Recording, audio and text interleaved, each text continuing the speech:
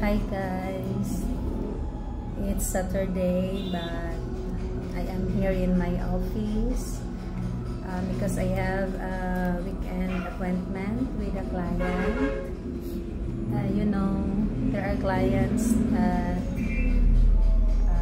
who are only available during weekends, so pagbigyan na natin. By the way guys, today is the 2 weeks since my mama passed away, and I'm still in tears whenever I remember the passing of my mama. It's still painful and so heavy. My heart's still heavy. I'm still mourning. I know there's no moving on from this pain. I just need to live with it every day.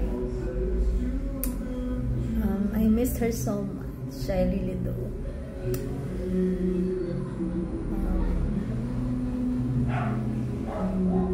That longing, that pain,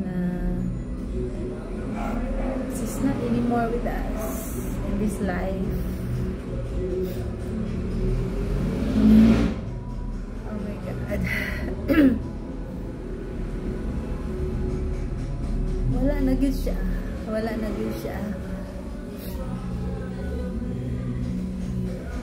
Dili na ma-message or ma-video call anytime I wanted to. Wala na gyud siya.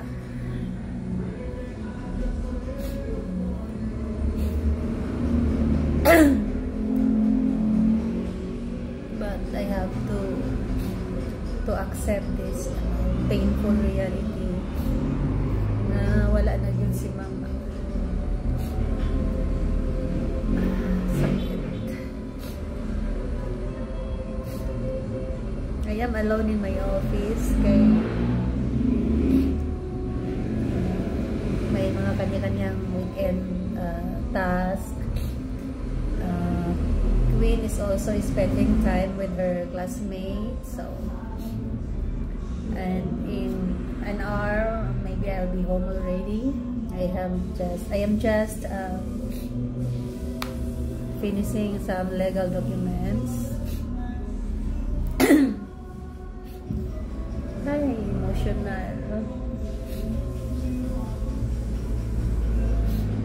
Jud lalim.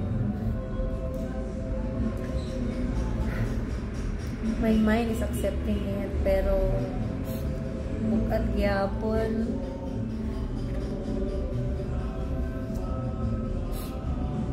I'm trying to make myself occupied. I'm keeping myself busy sa bahay, dito sa office, with a lot of things. Talking to friends, because right this moment I want people to talk to, because whenever I'm alone, nakafocus ko sa emotion nga sakit. Murag wala pag yun na dawat kayo nga wala na gyud si mama. Kanang naanad bitaw taog everyday mag-chat, kada na ko post si mama mag-comment.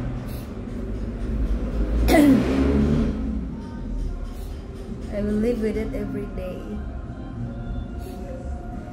and I have faith naman na things will be okay in the coming days. Sa pagkakaroon bukat lang yun, bukat pa lang, di yun malikayan pa nga makahilag. Every time na nauna-unaan bitaw nga wala na gid siya sa amua, wala na.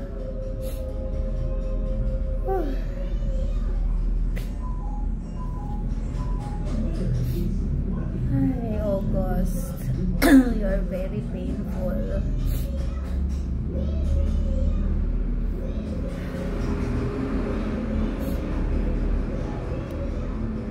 So I hope you have a great weekend, guys. Enjoy your rest days.